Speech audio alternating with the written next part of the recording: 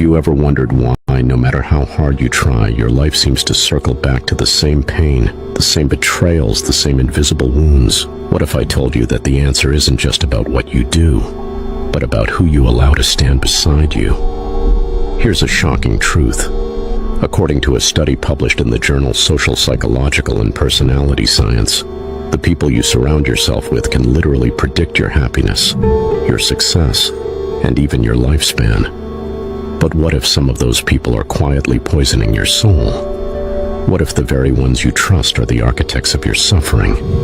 If you click away now, you might never see the invisible chains that bind you.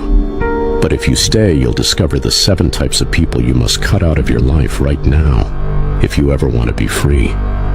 This isn't just another list. This is a journey into the shadow, into the hidden corners of your psyche, guided by the wisdom of Carl Jung, Freud, Adler, Maslow, and Frankl. Because the truth is, the people you keep are the mirrors of your unconscious.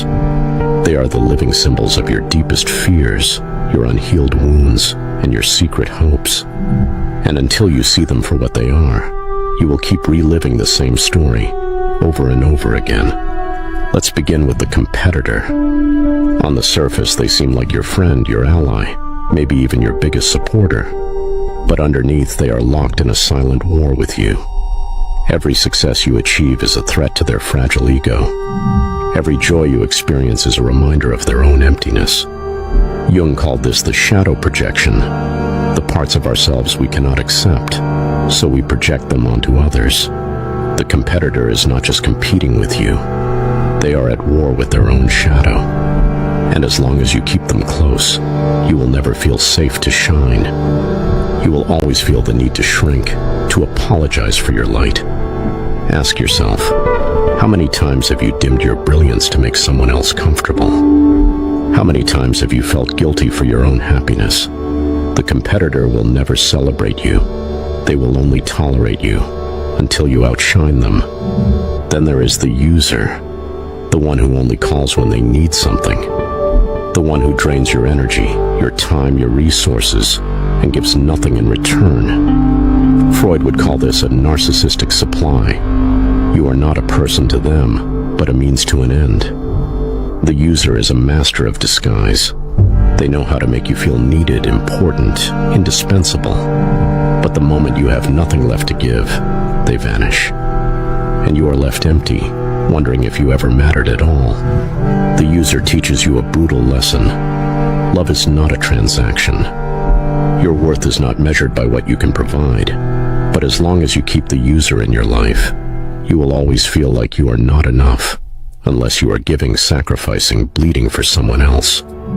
Next comes the blamer, the one who never takes responsibility, the one who turns every mistake, every failure, every disappointment into your fault. Adler believed that the need to blame others is rooted in deep feelings of inferiority.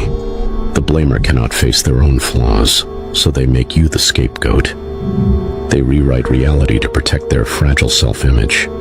But here's the cost. If you let the blamer stay, you will start to doubt your own reality. You will question your own memory, your own judgment, your own sanity. This is not just toxic, it is soul-destroying. The blamer is a thief of your self-trust. And then the complainer, the one who finds a problem for every solution. The one who sees the world through a lens of perpetual victimhood. Maslow would say that the complainer is stuck at the bottom of the hierarchy of needs, trapped in fear, unable to see possibility. The complainer is addicted to their own misery. They will drag you down into the pit with them, convincing you that hope is naive, that dreams are foolish, that nothing ever changes. But here's the truth. The complainer is terrified of change, because change means responsibility, and responsibility means power. If you let the complainer stay, you will start to see the world as they do, a place of scarcity, of danger, of endless disappointment. But the most dangerous of all is the abuser, the one who wounds you, not just with words or fists, but with silence, with neglect, with manipulation. The abuser is a master of psychological warfare. They know how to make you doubt your own worth, your own reality, your own right to exist. Viktor Frankl, who survived the horrors of the concentration camps, wrote that the last of human freedoms is the ability to choose one's attitude in any given set of circumstances. But the abuser tries to steal even that. They want to break your spirit, to make you believe that you are powerless, that you are nothing. If you let the abuser stay, you will lose yourself. You will become a ghost in your own life. The manipulator is subtler. They don't attack you directly.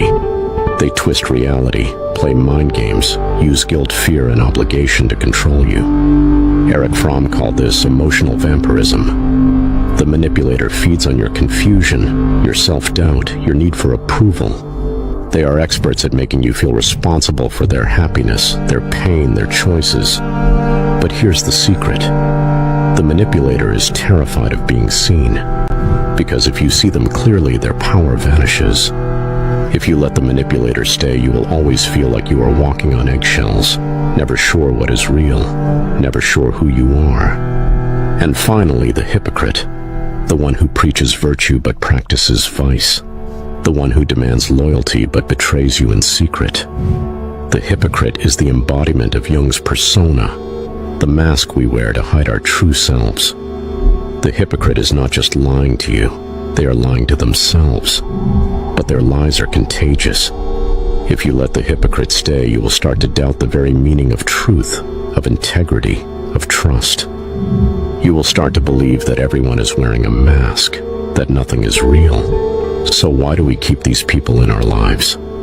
Why do we tolerate the pain, the betrayal, the slow erosion of our spirit? Jung would say it is because we are afraid to face our own shadow. We are afraid to be alone with ourselves. We would rather endure the familiar pain than risk the unknown. But here's the paradox. The moment you cut these people out, you begin to heal. You begin to reclaim your power, your voice, your life. Have you ever felt like you're living someone else's story? Like your life is being written by the people around you instead of by your own hand? Why does nobody talk about the cost of loyalty to the wrong people? Why do we glorify forgiveness but never talk about the courage it takes to walk away? The truth is, cutting people out is not an act of cruelty. It is an act of self-respect. It is the ultimate declaration. I am worthy of love, of respect, of peace. But here's the hardest part.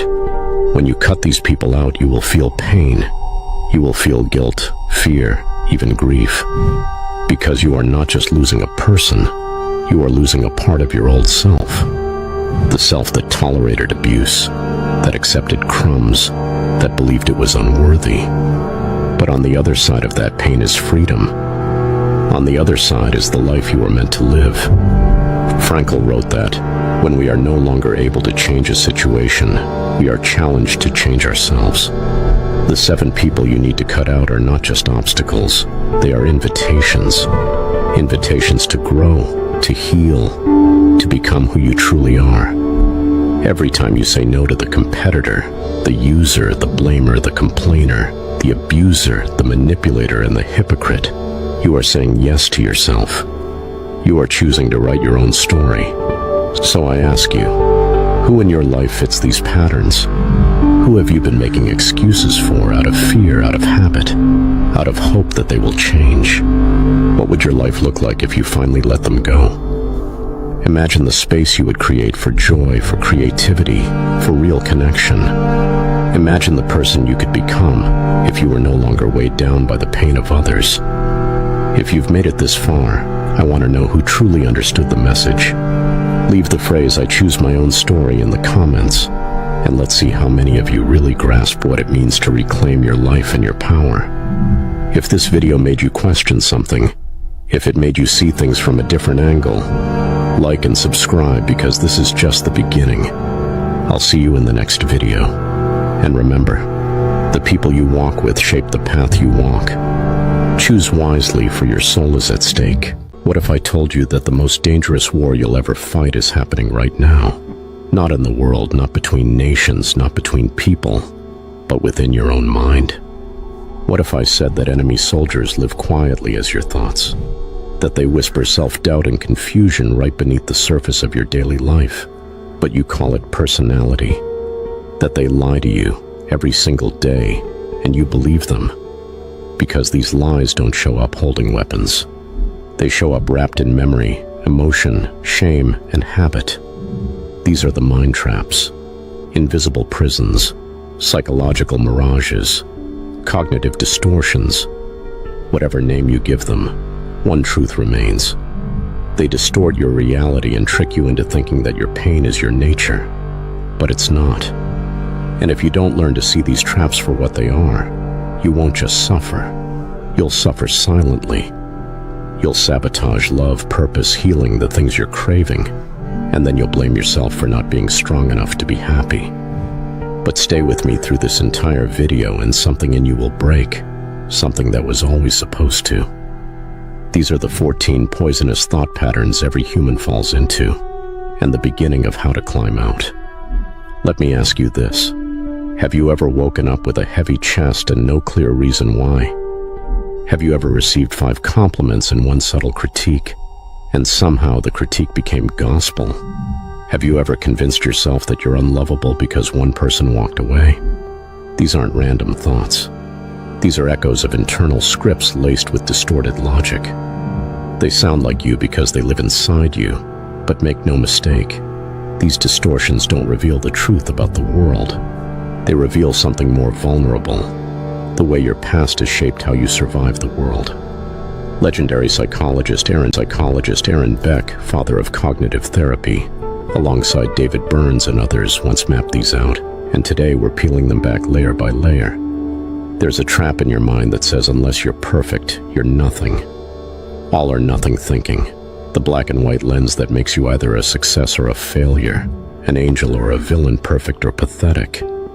It's not just a cliche, it's a shield, because somewhere deep in you, there's a voice that can't make peace with imperfection. Carl Jung would call this shadow inflation. You disown the middle truths of who you are and split your identity into extremes, exalting one and exiling the other. And the exile doesn't disappear, it festers. So you force yourself into unrealistic ideals, and every time you fall short, and you always will, the self-hatred deepens. But here's the truth. Your humanity isn't found in being either or. It's found in the beautifully broken and honest space of both and. You're both a work in progress and complete as you are. You're both strong and hurting. You're both deeply flawed and fundamentally worthy. Then there's overgeneralization, the trap that takes one moment and lets it define the rest. You get rejected, and now I always ruin things. You didn't make it once, now I'll never succeed.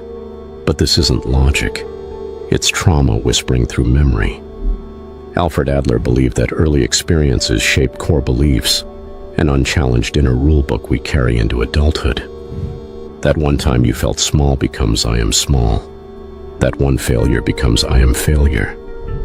And every new experience is filtered through that emotional lens until you lose the ability to see today for what it really is.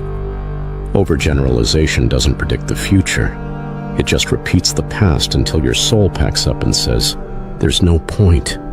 And once you rely on distortion to interpret the world, you start missing what matters most. Enter mental filtering, the silent thief of joy. The part of you that stares straight into a room full of love and only sees the one cold shoulder. 10 small wins? Irrelevant. One mistake? That's your identity. It's like your mind walks through a blooming field and only picks out the weeds. Erich Fromm would call this a symptom of a person disconnected from being and enslaved to having. You don't see reality. You see what your fear is hungry to notice.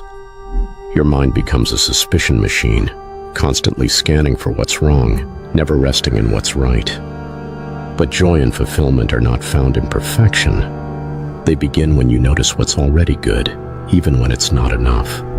And then just when something good actually does happen, the next distortion steps in to ruin it. You disqualify the positive. They only said that because they feel bad for me.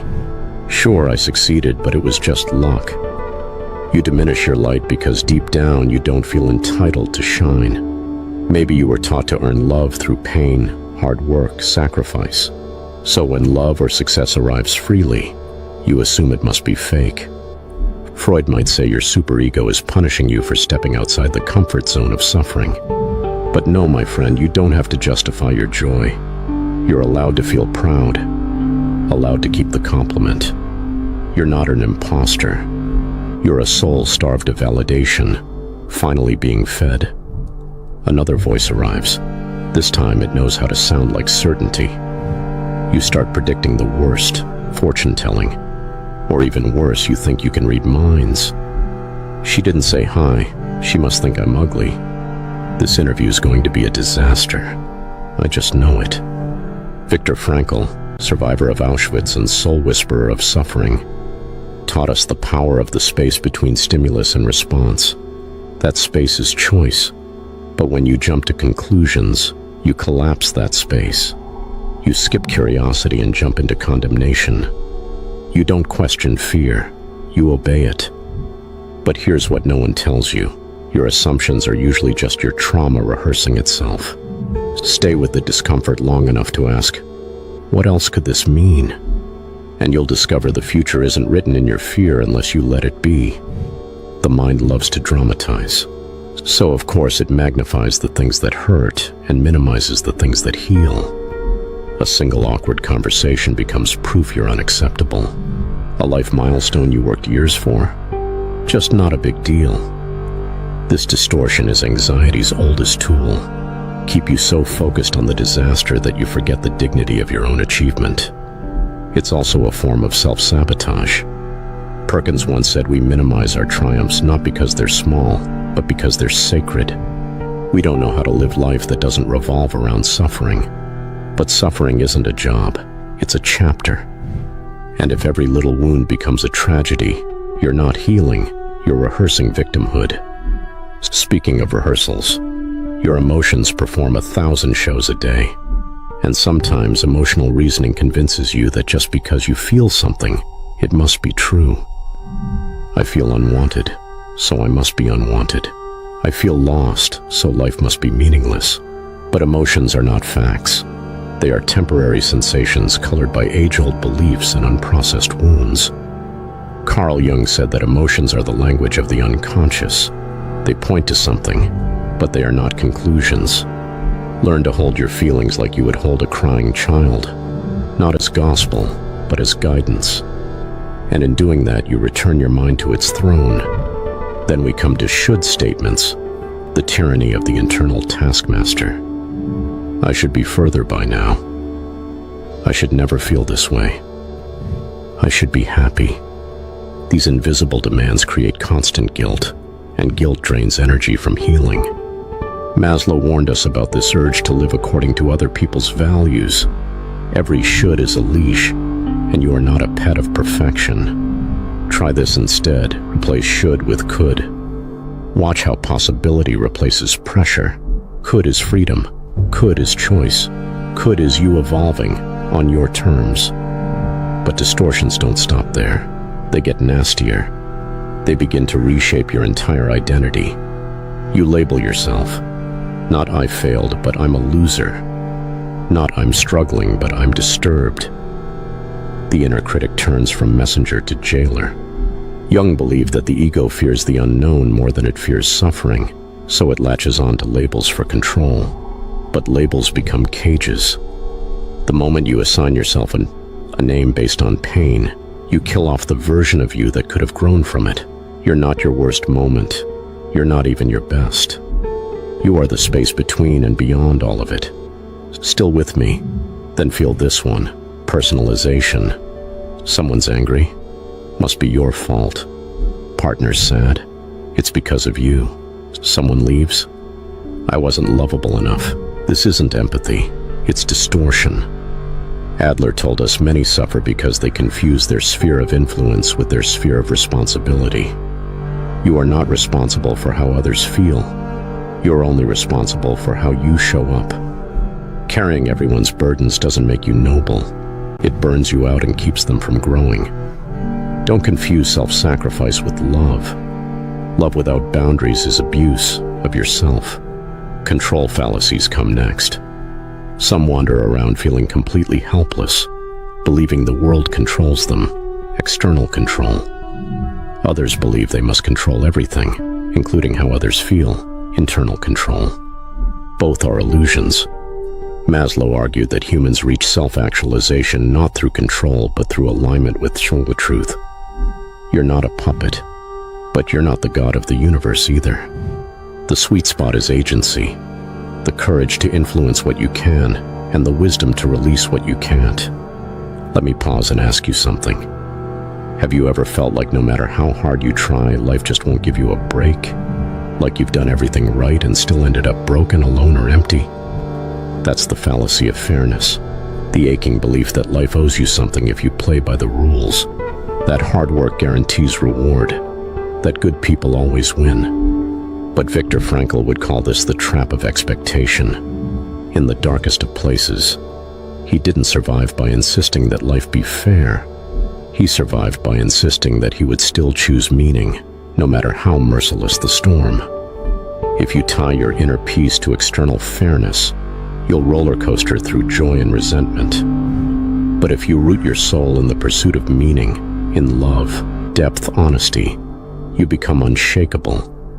Then there's the one that ruins relationships faster than any other. The need to be right, always, even if it costs intimacy. Proof over peace. Jung said the ego resists annihilation, and nothing annihilates the ego like being wrong. But here's a truth that will save your relationships. Being wrong doesn't make you small. Being stubborn does. The desire to be right isn't wisdom, it's fear wearing glasses. True intelligence is not about knowing everything, but about being brave enough to be humbled. And finally, the heavens reward fallacy. The addiction to self-sacrifice. The distorted belief that the more you suffer, the more life will bless you later. But suffering is not currency, and pain doesn't purchase paradise. Frankl taught us that we don't earn meaning through pain, we find meaning within it. You do not deserve pain for being kind.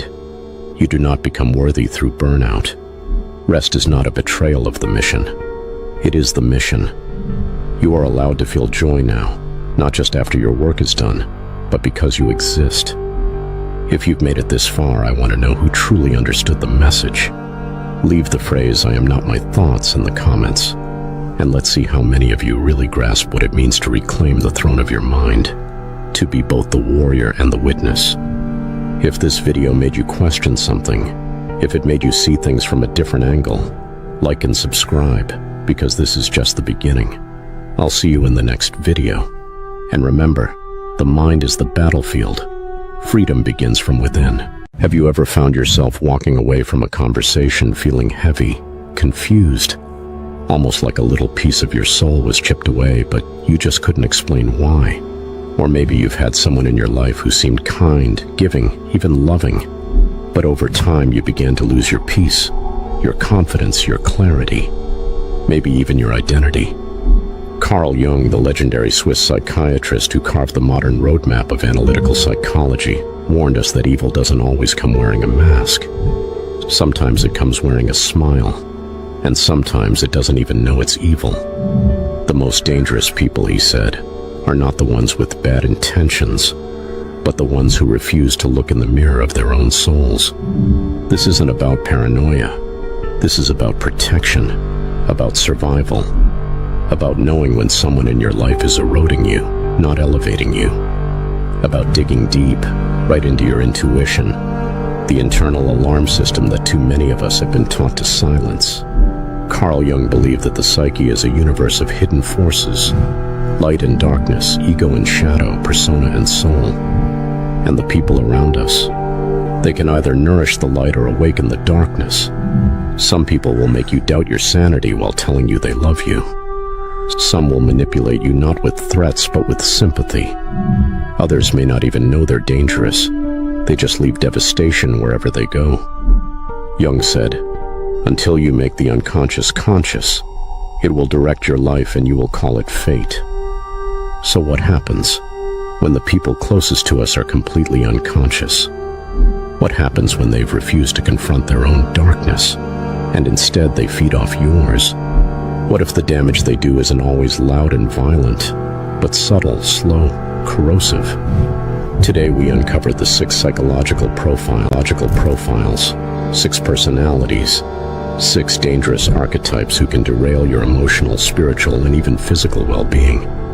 Some may be obvious. Others are heartbreakingly deceiving. You may have loved some of them. You may have been one of them in the past.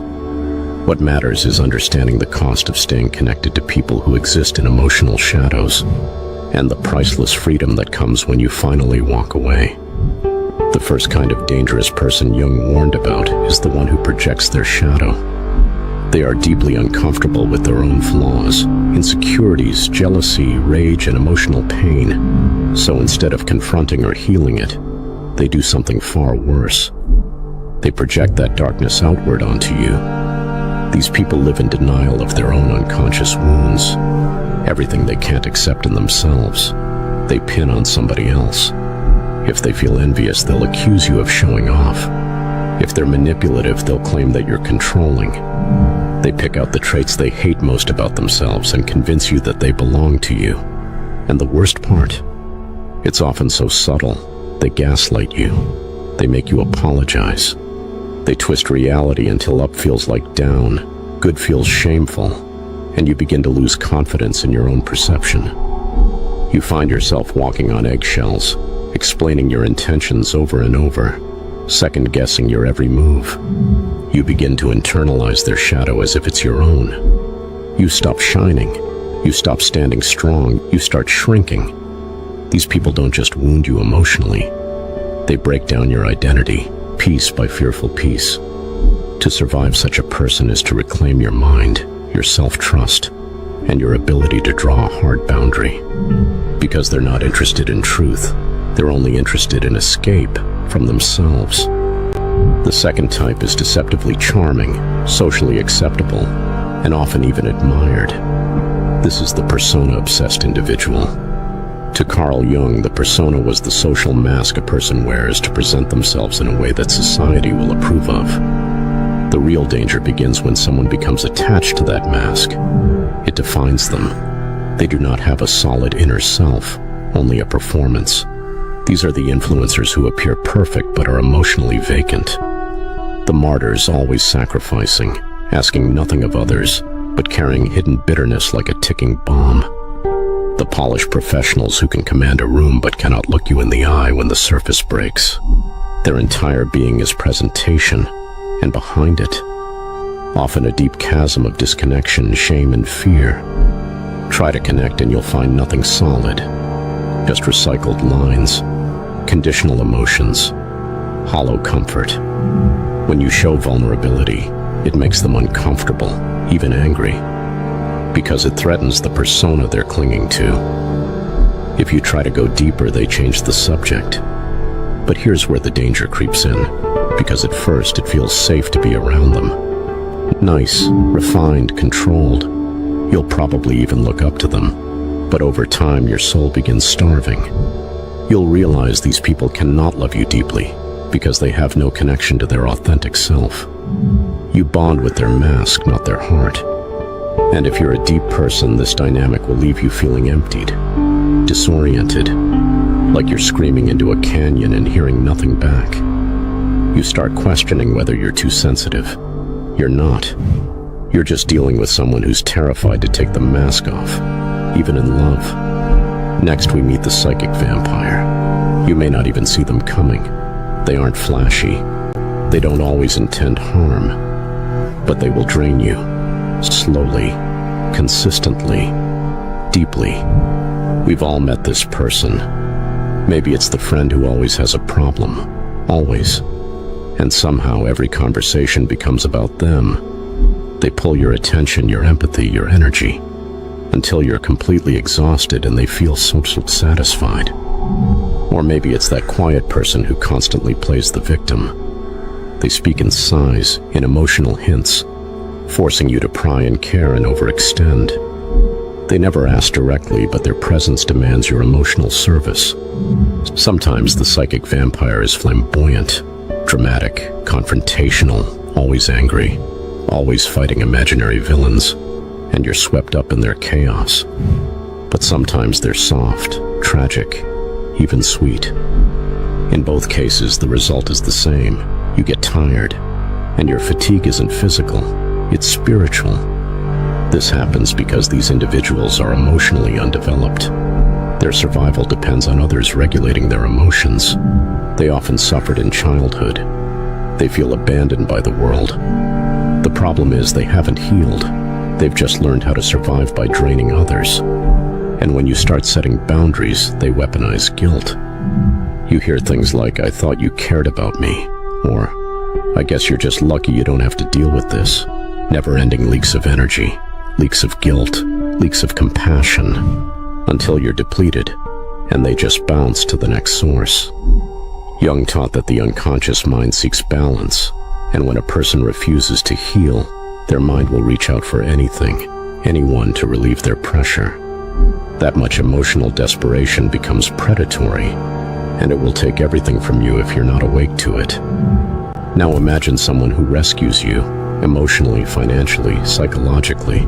Someone who steps in like a hero at your lowest moment. Maybe they take care of you during a breakup, help you through your depression, hold you when no one else was there, and for a while you cherish them. But slowly, you begin to grow. You find your voice again. Maybe you don't need them the same way anymore. Suddenly their kindness curdles into control. They say things like, "After everything I've done for you," or, "Do you even appreciate me?" They start criticizing your choices, undermining your confidence. Isn't that ironic? The one who saved you now resents your healing. This, Jung would point out, is the manipulative savior. They didn't step in for love. They stepped in for control disguised as compassion. That control only works as long as you're broken, dependent. The moment you rise, their identity starts to unravel. Because your strength threatens their love narrative. The more independent you become, the less useful they feel. And instead of celebrating your healing, they sabotage it. They need to feel like the most important figure in your life. That their worth is based not on who they are, but what they've done for you. This is where guilt becomes their tool and obligation becomes your chain. These individuals aren't always aware of their manipulation. But healing around them is like walking through mud. They want you just whole enough to function, but broken enough to stay. And that's not love. That's emotional colonization. And the longer you stay, the more you begin to confuse rescuing for intimacy. You forget that real intimacy honors freedom, not dependency. Then there is a type that has devastated families, broken nations, and hijacked entire generations. It's not flashy, it's not loud or dramatic, but it is insidiously powerful. The moral fanatic. These people don't think, they believe. Deeply, absolutely. They believe their perspective is the only version of truth. They believe their righteousness justifies everything. And here's the kicker. They don't even realize how dangerous they are. Jung warned intensely of this personality because it leads directly to cruelty disguised as virtue. A moral fanatic isn't just someone with strong values. That's admirable. The fanatic is someone who believes those values make them superior. Someone who thinks they have the right to decide who's worthy, who's pure, who belongs. These people speak in absolutes. They can't handle complexity. They can't say maybe or both. Everything is either sacred or evil, and the moment you challenge them, you become the enemy. You don't disagree with moral fanatics. You get demonized, canceled, exiled. Jung believed this archetype was at the heart of mass manipulation, because when people are certain, without empathy, they'll commit terrible acts while thinking they're heroes. Parents can become moral fanatics. So can teachers, lovers, preachers. They use doctrine instead of dialogue. And when you express another truth, they don't listen. They punish. No curiosity, no softness. Only war. Be careful with these people. They will make you doubt your humanity just to maintain their sense of order. And their justice will always have a blade. Lastly, and most painfully, comes the one who never meant to hurt you, but did, over and over again. This is the unconscious destroyer. These people are not villains, but they're dangerous nonetheless. They love you, but only from their unhealed places. They show up, they try, but their actions don't match their intentions. Maybe they lie, then cry when they get caught. Maybe they cheat, then say they were confused. Maybe they neglect your needs, invalidate your feelings, and yet insist, "I'm trying my best." And in their world, maybe they are. But effort doesn't equal safety. Intent doesn't equal healing. And trauma is not an excuse to damage someone else. These people truly hate hurting you, but they keep doing it. They hate seeing your tears, but they keep causing them. They cannot hold emotional complexity. They collapse under pressure. They avoid accountability like fire. And because they're sometimes kind, sometimes sweet, you keep convincing yourself they're doing their best. Maybe tomorrow it will be different. But it's not. It never is. The damage piles up. And with every transgression, every emotional bruise, your self-worth gets smaller. They don't shatter you with violence, but with slow, confusing sorrow. Their chaos becomes your caretaker role. And suddenly you're sacrificing peace just to keep the connection alive. Jung would say these people live entirely ruled by their unconscious mind, meaning they are victims of their own emotional storms, and you become lightning's unfortunate target. So what do you do about these people? Carl Jung didn't share these archetypes to turn you into a skeptic. He shared them because awareness is the beginning of freedom. You don't protect yourself by being harsh or cold. You protect yourself by being awake. You choose boundaries. You honor your gut. When something doesn't feel right, it's not. When someone keeps hurting you while claiming to care, they don't. When you feel spiritually drained, muted, controlled, or erased, you leave, because continuing to love someone who's destroying you isn't compassion, it's self-abandonment. You've been taught to feel guilty for protecting yourself. That ends today. We all carry shadows. We all wear masks. We've all projected our pain or overstepped a boundary in moments of immaturity. The difference: conscious people grow. Dangerous people resist. The ones you need to avoid are not those who've been broken, but those who refuse to become whole. And now you see clearly. Let this message reach someone who needs it. Share this with someone still entangled. Drop a comment if you've lived this, escaped it, or are still healing. You're not alone. You're not crazy. And your peace is not too much to ask for. Thank you for watching. And if your soul stirred, don't forget to like, subscribe, and stay with us for more psychological awakenings founded in the timeless genius of Carl Jung. You owe no one your destruction. Choose peace, choose truth, and protect your light. Because the world doesn't just wound through violence, it wounds through silence, performance, and shadow. But the moment you see it is the moment you begin to reclaim yourself. So now tell me, are you ready to stop surviving other people's damage and start protecting your own peace? If you've made it this far, I want to know who truly understood the message. Leave the phrase "clarity is protection" in the comments, and let's see who's ready to walk away from unconscious chaos with conscious strength. If this video made something click, if it helped you name the unspoken or remember your worth, like and subscribe, because this is only the beginning of your healing. I'll see you in the next video. And remember, you don't exist to carry the weight. Have you ever looked someone directly in the eye and wondered what it would take to make them do anything you wanted? No force, no aggression, just silence, suggestion, presence. Have you ever sat quietly in a room full of people and realized how easy it would be to guide their thoughts with the right words, the right smile, the right manipulation cloaked in empathy? This isn't science fiction. This isn't witchcraft or mysticism. This is power, and not the kind chained to position, money, or luck. I'm talking about the purest, most unnerving form of power, the power over other human beings. And if there was ever a man who understood this better than anyone else, it was Niccolo Machiavelli. But this story isn't about history, it's about you.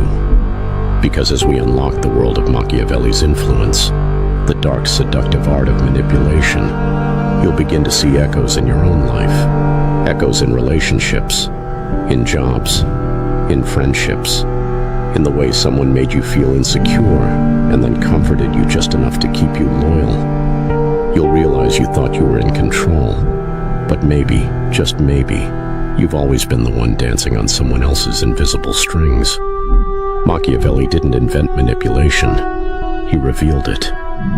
He took the masks off human behavior and exposed what leaders, lovers, politicians, and enemies have always done. He didn't apologize for it. He didn't sugarcoat it. That's why his book, The Prince, has been banned, burned, denounced, and studied by the most powerful individuals in history. Because buried in his words is a dangerous truth. People are far easier to control than they'd like to think. And the first rule of control: never let them know they're being controlled. What makes people predictable is emotion. Machiavelli knew that logic rarely drives decisions. People are not ruled by facts. They're ruled by fear, love, insecurity, status, desire. And the person who understands this, who really understands it, not just intellectually but strategically, can walk into any room and own it. Not by shouting, not by bragging, but by tapping into those hidden drives beneath the surface. You don't need to argue to win. You only need to see where the cracks are, the little weaknesses in someone's identity, and speak directly into those fractures with confidence, precision, and purpose. That's where control begins. Real manipulation is silent, invisible. It doesn't feel like manipulation. In fact, the most brilliant form of control makes the target feel free. They'll laugh with you, agree with you, thank you, swear it was their idea. That's the genius of it. Because the deeper you go, the more you realize people are desperate to belong, desperate to feel seen, desperate to be safe. And the manipulator doesn't force their will. They offer those needs just enough to keep the leash on without pressure. That's why manipulation often feels like affection, why we confuse control for love, and why the most controlling people can be the ones we're closest to. Machiavelli understood this long before social media, long before clickbait political campaigns, psychological marketing, and algorithmic influence. He saw clearly centuries ago that humans crave reassurance more than truth, that if you can offer people clarity in the fog, even if it's a lie, they'll follow you into the darkness, relieved that someone finally seems certain. People don't want leaders. They want saviors. They want someone to tell them who the enemy is, who they should be, and why everything is going to be okay. You don't have to be right. You just have to be convincing. And here's the cold truth Machiavelli laid bare. It is better to be feared than loved if one cannot be both. Sounds cruel, doesn't it? But if you're honest with yourself, deep down you already know it's true. Love is fragile. Love fades. Love forgives. But fear sticks. Fear controls. Fear makes people second-guess rebellion, stutter before betrayal, hesitate before they leave you. If you want loyalty without conditions, Machiavelli says harness fear, not rage, not abuse, but respect so sharp it cuts the thought of disobedience at the root. Still, fear alone isn't enough. The most effective control is built on a foundation of admiration and subtle intimidation.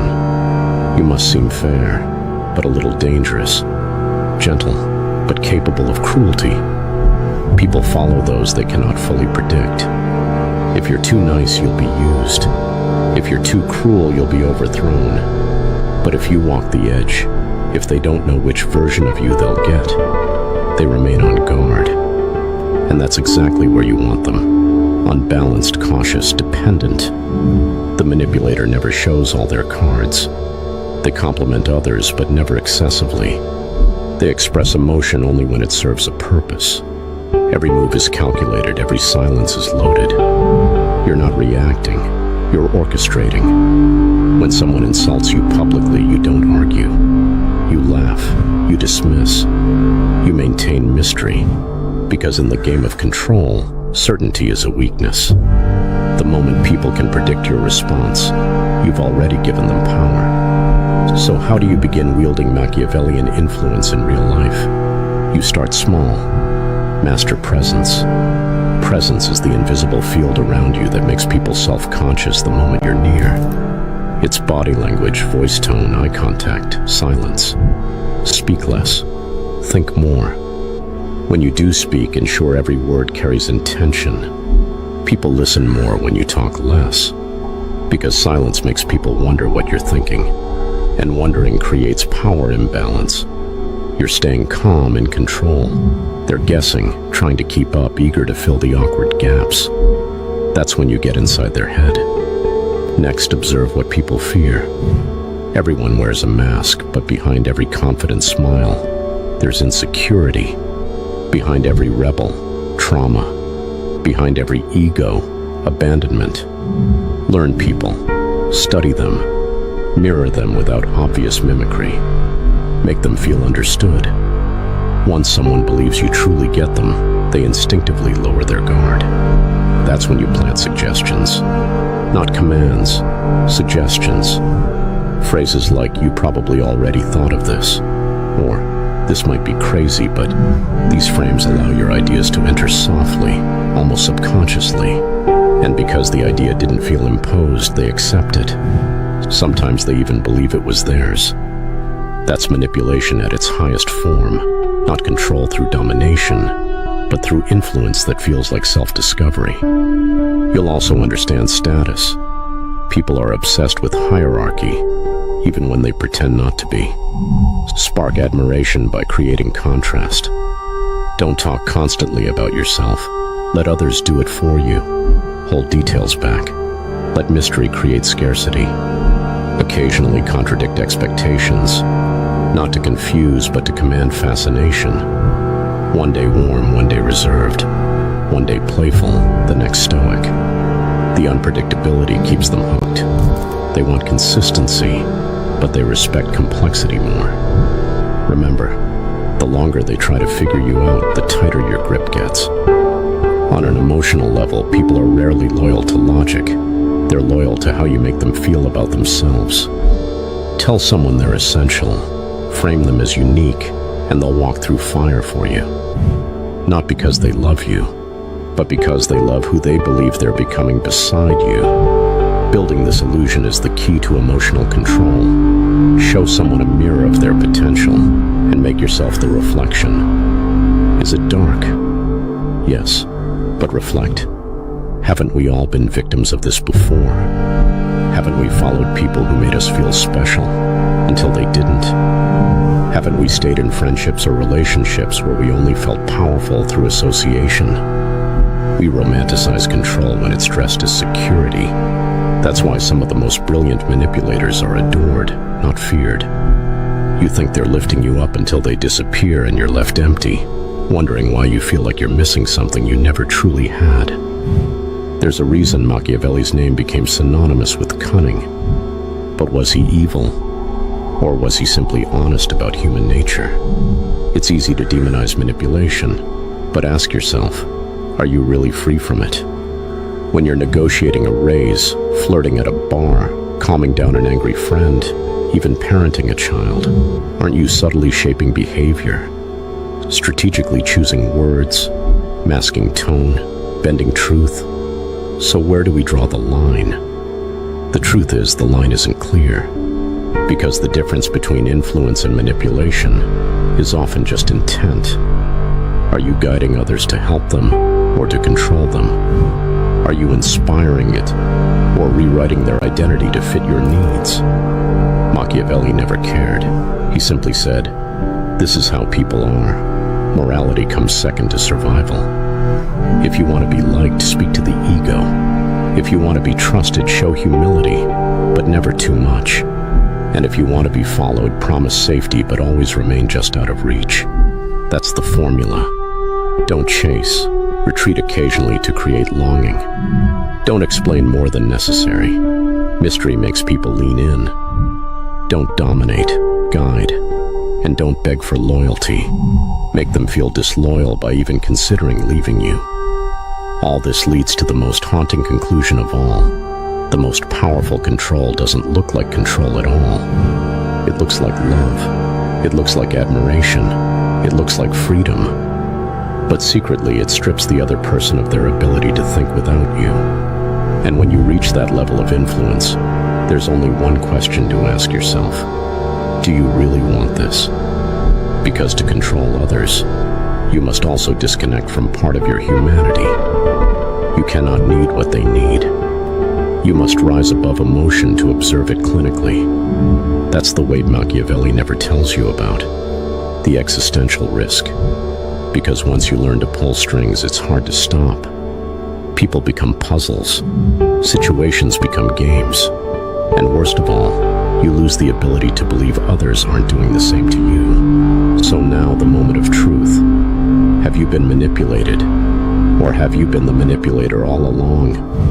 Are you the ruler of your world or just another subject in someone else's?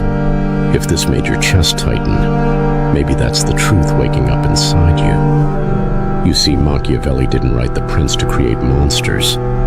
He wrote it so that you could see them, understand them, recognize them, and maybe become a little smarter in the process. But now that you have this knowledge, what will you do with it? Will you put it down, afraid of what it turns you into? Or will you sharpen it and quietly begin to rule? Are you in control? Or is that just what someone wants you to believe? Because in the end, it's not about who speaks the loudest or who craves attention the most. It's about who understands the game being played in silence. Power isn't always loud. It doesn't announce itself. True influence doesn't scream. It whispers, softly and subtly, into the cracks of people's insecurities and desires. The world doesn't reward the most moral. It rewards the most strategic. History remembers the ones who moved with purpose, not permission. The ones who didn't just adapt to the rules of the game, they rewrote them. So now the real question you must ask yourself is not whether you can play the game, but whether you dare to truly win it. And if you've made it this far, really stayed through till this moment, then I believe you saw something, felt something that broke through the noise. If so, I want to know who truly understood. Leave the phrase "influence wears a smile" in the comments below, so I know who's listening with more than ears, who's thinking beyond the surface. If this video made you feel unsettled, if it pulled back the curtain on something you've always suspected but couldn't quite describe, then let that awareness grow. Like this video, subscribe, because this chilling awakening is only the beginning. There's so much more beneath what you think you know. And before this ends, remember one final truth. The most powerful person in the room is never the one speaking the most. It's the one everyone else is unconsciously watching, waiting, reacting to. So don't just be another piece in someone else's strategy. They sit beside you. They laugh with you. They share your secrets, your wins, your pain. Their arms feel warm, their words sound sweet, and their loyalty seems certain. But beneath the surface, something is off. Just slightly. Something you can't quite explain. A quiet inconsistency in how they support you. A hidden tension every time you talk about your dreams. At first you brush it off.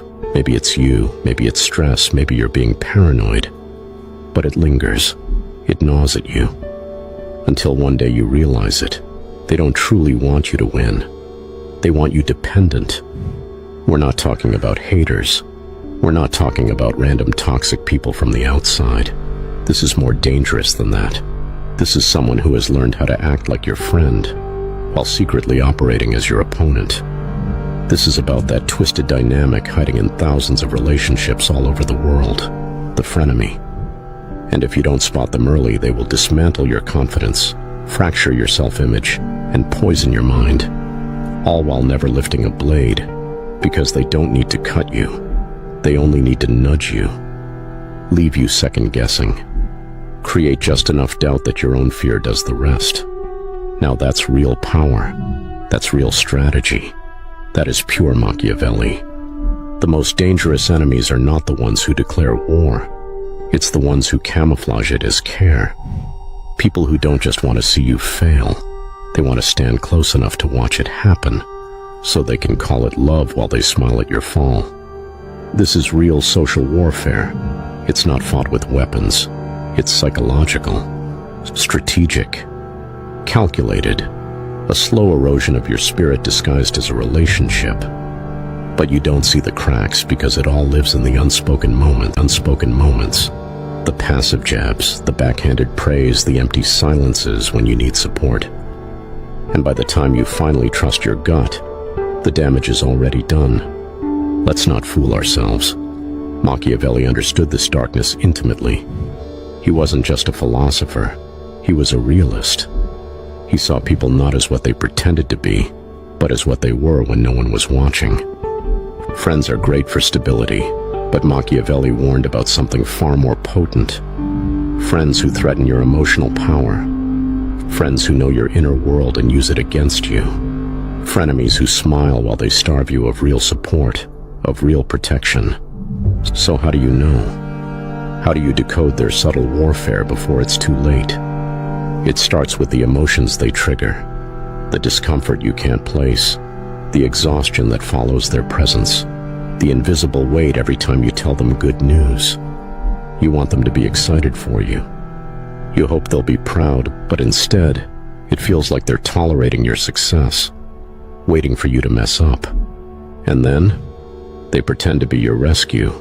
It's sick, but it's real. These are the insidious signs you're dealing with a frenemy. They only show up when you're losing. They're there when life punches you in the gut. They send messages when you're crying. Call you when you've just been dumped. Comment on your sadness like it's a shared ritual. You'll get through this, they say. I'm always here. But fast forward to the good moments, the promotion, the engagement, the career breakthrough, and suddenly they're busy. They ghost. The congratulations feel forced, artificial, delayed, and generic. It's not that they forgot. It's that your rise threatens their own comfort. When you're broken, they feel useful, even superior. Your discomfort reassures them that they're not falling behind. Your darkness makes them feel a little brighter. It's perverse but undeniable. The emotional predator wrapped in the costume of a caretaker. In private, they'll say, "You're going to be huge. You're amazing." But strangely, they never seem to share your wins with others. You write a book? No post about it. Get featured in an article? They're silent. Get a life-changing opportunity? Nothing. They minimize your light around others because deep down they don't want people to see you shine. Because you shining makes them feel like a shadow. They won't admit it. They may not even fully realize it, but emotionally, they need you small. They need you digestible. They need to keep you inside a version of yourself that makes them comfortable. And when you evolve, when success sharpens your voice or expands your presence, they redefine you as arrogant, attention-seeking, too much. It's not that you've changed. It's that your growth has exposed their stagnancy. Frenemies are notorious for copying your style, your slang, even your mannerisms. At first it flatters you. You laugh it off. We're so alike, you say. But it gets darker. Because soon after they start imitating, they mock. Suddenly the traits they borrowed are twisted into insults. You take fashion risks. You're always trying too hard. You work hard in silence. You're so dramatic. Nobody's watching. The same things they once admired become weapons. That's not coincidence. That's resentment. They don't just want to be like you. They want to replace you. But when they see they can't, they use shame to shrink your uniqueness so no one else notices what makes you special. Ever hear a friend say, "I'm just being honest"? Frenemies hide judgment behind the mask of honesty. If I were you, I wouldn't aim so high. You know people might judge you. Or, you should tone it down a little, it makes people uncomfortable. These aren't suggestions. They're psychological chains. Little pieces of doubt designed to reprogram your inner narrative so that you pull yourself back down. That's how psychological warfare works. No attack, no blow, just words. Strategic words that plant guilt, fear, confusion. Because a frenemy doesn't destroy you, they make sure you do it. And this is key. Most frenemies understand you deeply. They're not random people. They've sat in your pain, held your tears, heard the midnight phone calls where you fell apart.